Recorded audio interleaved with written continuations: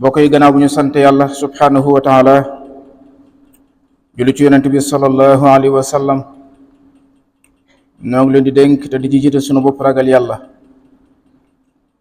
bokk yi na ngeen maase ci dundal weer wi ci julli, na ngeen ko dundal ci jàng alquran, na ngeen ko dundal ci tudd yàlla, na ngeen ko dundal ci mboolem xeeti jaamu yàlla yi.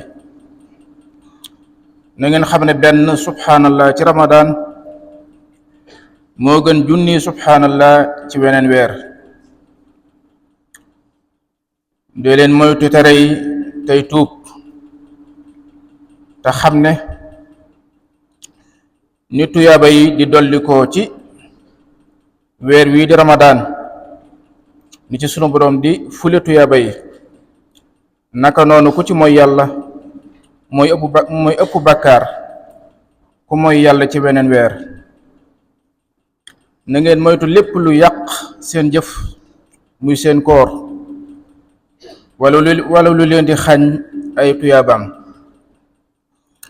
yàlla na sunu boroom dëppale ngërëmam te dëgëral ñu. na ngeen xam ne ragal yàlla tabaaraka wa taala ci la lépp nekk. mboolem ñu baax ñi ci ragal yàlla lañu amee lañu bëggoon.